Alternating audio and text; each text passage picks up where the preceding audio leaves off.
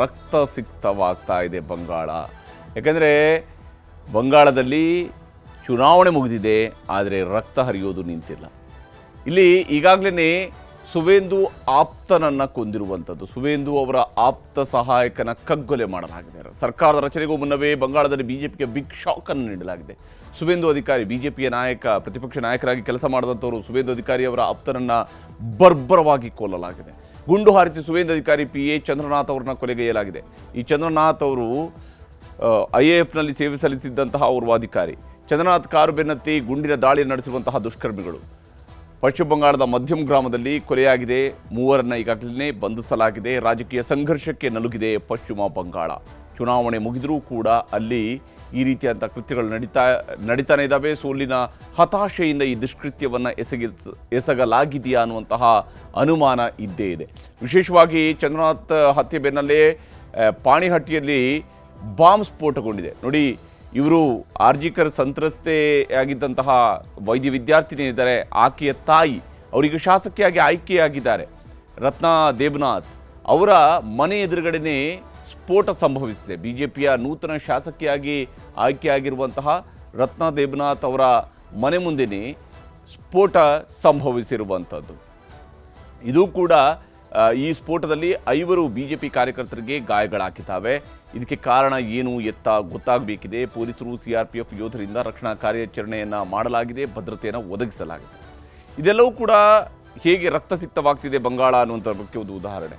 ಇದರ ಮಧ್ಯೆ ಹೌರಾದಲ್ಲಿ TMC ಮತ್ತು ಬಿಜೆಪಿ ನಡುವೆ ಘರ್ಷಣೆ ನಡೆದಿದೆ. ಹೌರಾದಲ್ಲಿ ಬಿಜೆಪಿ TMC ನಡುವಿನ ಘರ್ಷಣೆಯಲ್ಲಿ ಕಾರ್ಯಕರ್ತರಿಗೆ ಗಾಯಗಳಾಗಿದ್ದಾವೆ. ಪರಿಸ್ಥಿತಿ ಉದ್ವಿಗ್ನಗೊಂಡಿದೆ.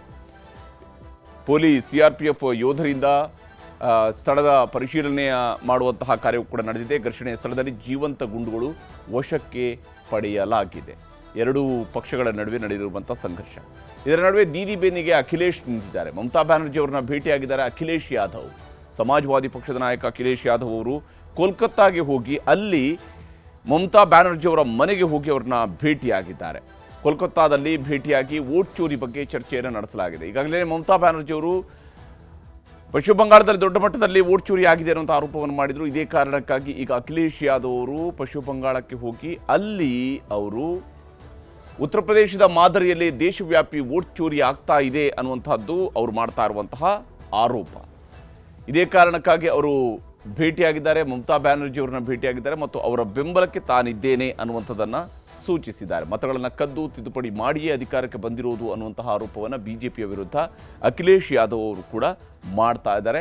ಹೀಗಿದ್ರೂ ಮಮತಾ ಬ್ಯಾನರ್ಜಿ ಆಲ್ರೆಡಿ ಈ ರೀತಿಯಂಥ ಆರೋಪಗಳನ್ನು ಮಾಡ್ತಿದ್ದಾರೆ. ಅಷ್ಟೇ ಅಲ್ಲದೆ ಅಂತಾರಾಷ್ಟ್ರೀಯ ಕೋರ್ಟ್ಗೆ ಬೇರೆ ಹೋಗ್ತೀನಿ ಅಂತೇಳಿ ಮಮತಾ ಬ್ಯಾನರ್ಜಿ ಅವರು ಹೇಳ್ತಾರೆ. ಅವ್ರ ಜೊತೆಗೆ ಅಖಿಲೇಶ್ ಅವರು ಕೂಡ ಹೋಗ್ತಾರಾ ಅಥವಾ ಕೇವಲ ಮಮತಾ ಬ್ಯಾನರ್ಜಿ ಮಾತ್ರ ಹೋಗೋದಂತ ನೋಡಬೇಕು.